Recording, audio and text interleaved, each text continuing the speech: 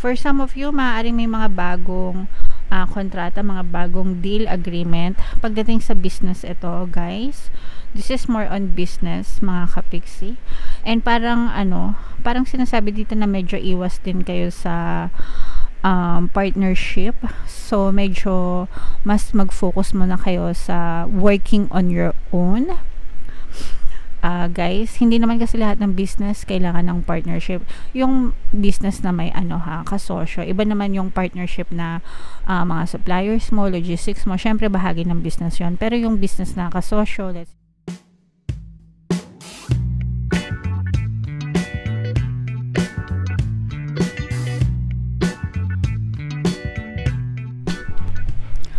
hello guys, hello Pisces, welcome back to Pinoy Pixie Tarot. Ang pamagat ng episode natin for tonight is monthly tarot scope para ngayong April para sa Pisces, Sun, Moon, Rising, Sign, and Venus. General reading lang guys, pwede mag-resonate, pwedeng hindi, combination ng positive and negative energy mga kapiksi. Shuffle natin tong cards guys, tingnan natin yung by the way guys, magkakaroon tayo ng yes or no pick a card reading sa dulo ng video. Ito yung deck na gagamitin natin. Pwede kayo magtanong guys ng isang tanong, answerable by yes or no, tapos titingnan natin yung sagot ng tarot sa inyong mga kapiksi. So shuffle natin to, tingnan natin yung mga mensahe sa inyo ng inyong mga gabay. Meron tayong choose a new direction, meron tayong the situation will improve, and meron din tayong recovery. Okay, so guys, grabe, sobrang ganda ng message kasi ito ay nagpapaalala sa inyo, no, na nagre-recover, makaka-recover kayo sa mga sitwasyon na pinagdadaanan nyo, mag-i-improve yung sitwasyon na pinagdadaanan nyo, mga kapiksi. Itong recovery guys, kahit anong aspeto ito, una, pwede sa kalusugan, di ba? Kung meron kayong mga health problems. Pero guys, pagdating sa health, no, palagi ko kayong ina-advise na magpa-check up sa manggagamot kasi hindi yan dapat tinitake for granted, yung kalusugan natin. And yung mga doktor, mga manggagamot, sila yung may tamang kaalaman, tamang tools, para ma-identify kung ano yung ma-diagnose, kung ano yung nararamdaman nyo, and sila din yung magbibigay ng karampatang lunas sa inyo mga kapiksi. Okay, so make sure na nagpapa-check up kayo, lalo na kung meron kayong dinadamdam mga kapiksi. Pero ito isang maganda din na senyales na mag-i-improve yung sitwasyon nyo. Pwede rin ito guys sa mga financial problems or kahit anong problema guys, maka-recover kayo guys, and mag-i-improve din yung sitwasyon na kasalukuyang kinasasangkutan nyo, especially if mag-iba kayo ng direction, no. Ibig sabihin nito guys, kumbaga liko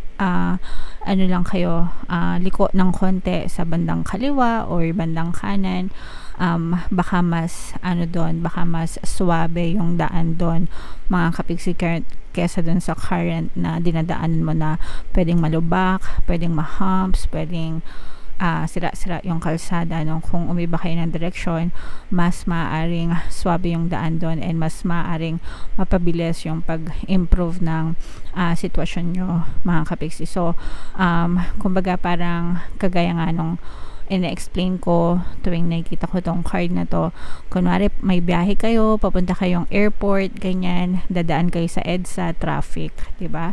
So anong gagawin nyo para hindi nyo ma-miss yung flight?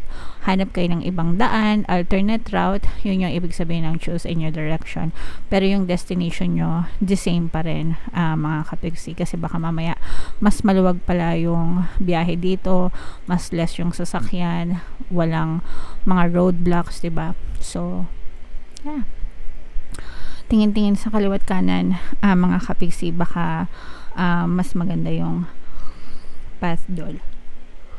Alright, so ito guys, i-mind nyo na to sa comment section. Mine recovery, mine improvement ng situation, I claim it, ganyan, I deserve it.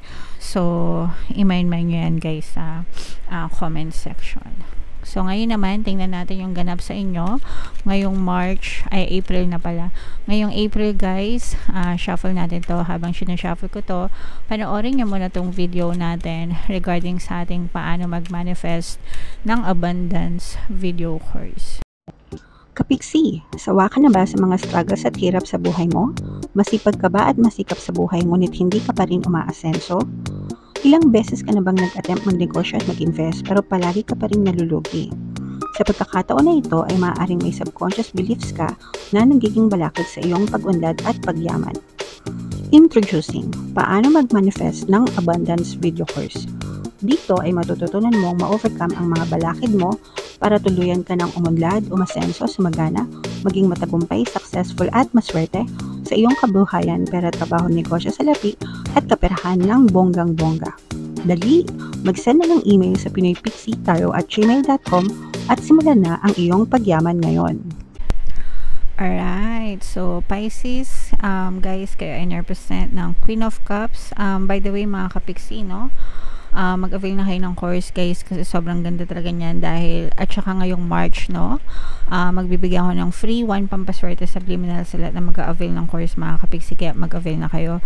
Sobrang ganda niyan, guys. Meron din tayong email coaching, manifest your desires using the law of attraction. If meron kayo, guys, na specific na gusto nyong i-manifest, pwedeng love and relationship, mga kapiksi, pwedeng money or career, pwede kayo magpabook ng email coaching session with me. Mag-send lang kayo, guys, ng email sa pinoypixitaro@gmail.com. So, Pisces, guys, kayo ay represent ng Queen of Cups sa ating spread. Meron din ditong presence ng Earth signs, Capricorn, Taurus, Virgo, Air signs, Aquarius, Gemini, Libra. So, for some of you, pwedeng may ganyan kayo sa inyong natal chart. For some of you, you may be dealing with people na may ganyan sa kanilang natal chart, mga kapiksi. So, ito yung sinasabi natin na recovery, guys, no? For some of you, talagang nakaka-recover na kayo sa inyong mga, kasi tapos na itong mga challenges nyo and pagsubok nyo sa buhay. Yan, especially kung meron kayong problema sa relationship, mga kapiksi, no? For some of you, nakikita natin na pwedeng nagkaroon kayo ng problema sa inyong relasyon, mga kapiksi. Pero parang nagkaroon ng change of perspective kayo din sa relasyon nyo na overcome nyo siya, na paglabanan nyo yung mga pagsubok na yun. And parang mas na-rekindle yung inyong love life, mga kapiksi, and nakarecover kayong magjowa sa mga problema na pinagdadaanan nyo. And sabi ko naman sa inyo, guys, no, normal, bahagi yan ng relationship. Walang partners na hindi nag-aaway. Even yung mga mag-asawa na matatanda na, 'di ba? Sa dami ng pinagdaanan nila, magkasama pa rin. Of course, sabi nga, 'di ba, hindi araw-araw mahal. May times na maiinis ka, may times na maiirita ka.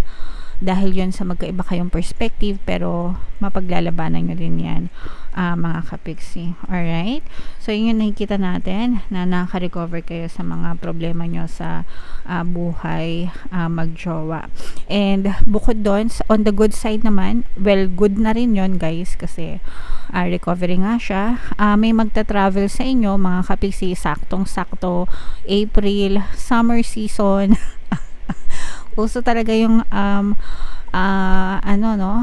bakasyon, swimming, ganyan. So for some of you, pwedeng mamamanifest nyo tong travel na to, mga kapiksi, and pwede kayo mag-travel kasama ng buong pamilya. So parang bakasyon galore ito with your entire family, mga kapiksi. Okay? And for some of you naman, guys, bukod dun sa travel na yun, nakikita din natin na parang namamanifest nyo pa yung magandang relationship din sa ibang tao, hindi lang sa pamilya nyo, kundi sa ibang tao din, mga kasamahan nyo sa trabaho, ganyan.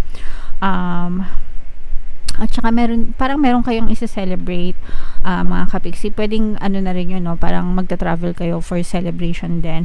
Kasi parang meron kayong something na maipapanalo, something na maisa-celebrate ngayong April, mga kapiksi. So, congratulations in advance, mga kapiksi. For some of you, maaaring may mga bagong kontrata, mga bagong deal agreement pagdating sa business ito, guys. This is more on business, mga kapiksi. And parang parang sinasabi dito na medyo iwas din kayo sa partnership. So medyo mas mag-focus muna kayo sa working on your own. Guys, hindi naman kasi lahat ng business kailangan ng partnership. Yung business na may kasosyo. Iba naman yung partnership na mga suppliers mo, logistics mo. Syempre, bahagi ng business yon. Pero yung business na kasosyo, let's say for example, paras may co-owner ka, ganyan, parang medyo magkakaroon kayo ng conflict doon sa bahagi na yon kung binabalak mo mag-business tas balak mo na may kasosyo. Kasi parang medyo magkakaroon ng hindi maayos na agreement or deal pagdating sa hatian, ganyan. So sometimes mas masarap talaga mag-isa, mag-solo. Kasi solo mo lahat, solo mo ng kita, solo mo rin yung trabaho, solo mo yung failure. Pero mas masarap pa rin kasi parang iwas sisihan, mga kapiksi. Okay? So mga bagong to guys, mga bagong negosyo yung nakikita natin. For some of you, kung meron kayong mga binabalak na buksan na mga negosyo, parang this is the right time para sa inyo mga kapiksi. Favorable yung magiging resulta niyan para sa iyo. Pwede kayong magtagumpay, sabi ko nga, diba? Parang meron kayong isi-celebrate. Baka ito nga yung isi-celebrate nyo. For some of you, baka mag-ribbon cutting kayo, or kung physical man, yung mga stores, yung iba parang branch out, nag-extend ng branch, ganyan. So may mga ribbon cutting. Kung online naman, syempre parang less na yung ribbon cutting, 'di ba? Pero kung online, parang nakikita naman natin na maglo-launch kayo ng negosyo nyo online. Okay? So i-mind nyo na yan guys sa comment section. My new business, my new opportunities sa pera, sa negosyo, ganyan.